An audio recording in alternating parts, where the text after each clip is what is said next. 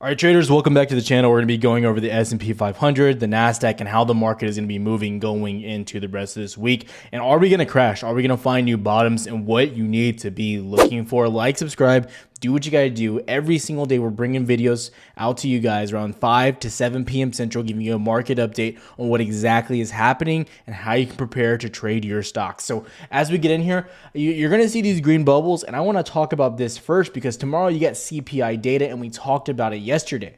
So as you come in here, you can see CPI data, and if you don't know, this is investing.com. They have a free investing calendar, so you can see all the important dates as it comes out. It's absolutely free. I'm not sponsored by them or anything like that. It's just a free tool you can have, and it's really nice to have on your phone. So you have your previous releases right here. You can see the beats, and you don't want this number to be higher, and it was higher on these 2 days there.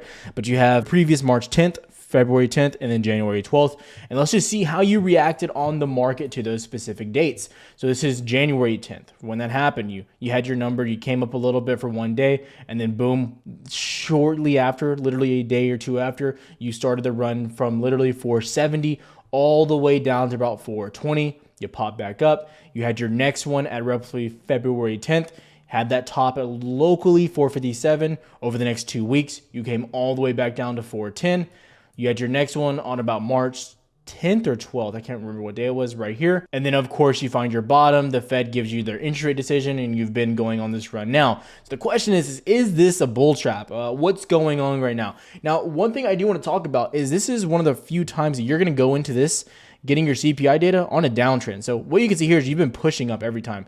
Every single time you're going into this, you're pushing up already. Here, yeah, you pushed up, but right now you're in a clear downtrend. You are coming down. Someone calls this a bull flag, but in my opinion, you've broken out of this to the downside. We need to get a deeper look into this chart. Now, as we get into the chart, what we had marked out yesterday was this clear bottom coming down. We said we were going to test this. It's about 443, and then we said 440 was going to be your last line of defense. In my opinion, you would have liked to have 440 to be untested going into CPI data. Why? Because that's going to act as your last line. If you come out to CPI and it's bad information, you will push strictly down to 435 in a hurry on SPY. It will look bad. What we need to look at is going into the Nasdaq. As we take a look at the Nasdaq, this is an absolute horror story. You can see you were coming straight down through every support. You can see we had our other support right here about 14.2. You were chopping in it, got a little bounce, and then boom, you came right below. And I mentioned the next level after this in the last video was 14 flat. And this is bad. You're coming down. So you're at your supports. Things are kind of, can you hold this last line of defense? And I'm going to tell you right now, you have a few little supports like 13.8, some slight ones, but the big test is going to be these local bottoms down here, the low 13s, because in my opinion, you come out with bad data tomorrow, they're going to start pushing down. And it's showing that inflation is hitting hard. But I want to show you a quick news clip of how our government is going over this. So because of the actions we've taken to address the Putin price hike, we are in a better place than we were last month. But we expect March CPI headline inflation to be extraordinarily elevated due to Putin's price hike. And we expect a large difference between core and headline inflation, reflecting the global disruptions in energy and food markets. So core inflation doesn't include energy and food prices. Headline inflation does. And of course, we know that core inflation, energy, the impact of energy, of course, on oil prices, gas prices, we expect that to continue to reflect what we've seen the increases be over the course of this invasion. And just as an example, since President Putin's military buildup accelerated in January, average gas prices are up more than 80 cents. Most of the increase occurred in the month of March, and at times gas prices were more than $1 above pre-invasion level. So that roughly 25% increase in gas prices will drive tomorrow's inflation reading. And certainly it's not a surprise to us, but we certainly think it will be reflected. So what I will say is it's obviously clear that our government is trying to blame all this inflation on every other country, which we can play the blame game all we want. But the question is, how do stocks move from this? How do we know what to look at? How do we know what's going to come? I'm going to show you what big money is doing. So what we're going to do is come over to Cheddar Flow, and you're going to see the puts on the market right now. So for example, the SPX, the puts to call ratio is a 1.4. Basically for every single call coming out betting on the upside, there is 1.5 puts being placed against it. So the strength is definitely to the sell side with over 200,000 puts. Going into tech, QQQ, the Nasdaq, well, what do they see coming in there? Look at this, 3.5 puts to call ratio.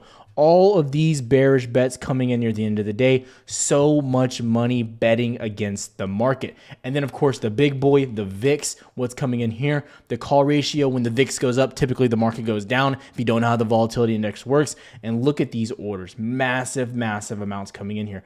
People are betting on a massive move, specifically to the downside on indexes. And if you're looking at this move that you had right here, it's looking more and more like a bull trap right now. So if you were stuck buying long-term positions, it's looking like you're going to get hit right now.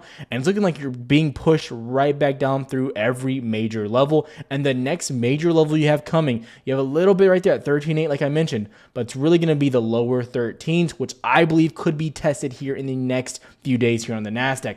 The S&P doesn't look much better as you get in here. You can see that there is some support, but I am telling you guys, you're probably coming down in a hurry to that 235 region if any negative news is released tomorrow. We'll be updating you more throughout as we get the information, but I also want to close out looking at the liquidity of what these hedge funds are buying as well. Okay, so as we jump in here, I get it. You're going to be a little confused if you haven't seen this. This is a tool that charts out the heat map regarding stocks, right? And specifically, this is the ES looking at SPY futures, looking at how the market's moving. This is what we really need to see what's happening in the market. So what you have, basically black means there's no buys, and then obviously red means that's where most of the lots are being put at. That's where most of the buyers, the sellers are, right? So if you're below, that's going to be a buyer. If you're above, obviously that's going to be a seller. So as you're looking here, you can see all these buyers were layered in all day long, but your stock just slowly is pushing down. This is the ES. So as the ES is coming down, it's being pushed down, and then sellers are holding it down as well, and you continue to ladder down.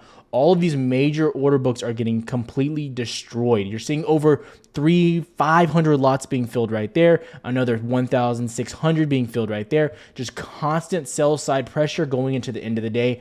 And I'm telling you right now, the bears are taking absolute control of the market as we speak. Does that mean you can trade stuff to the upside? Yes, you can. You still can. On shorter time frames, yes, you can do scalps.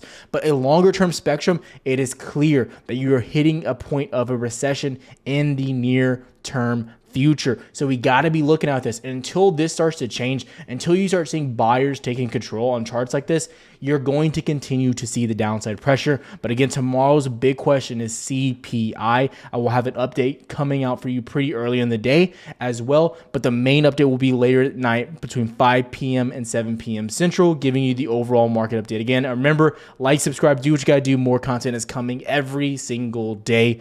Have a good one.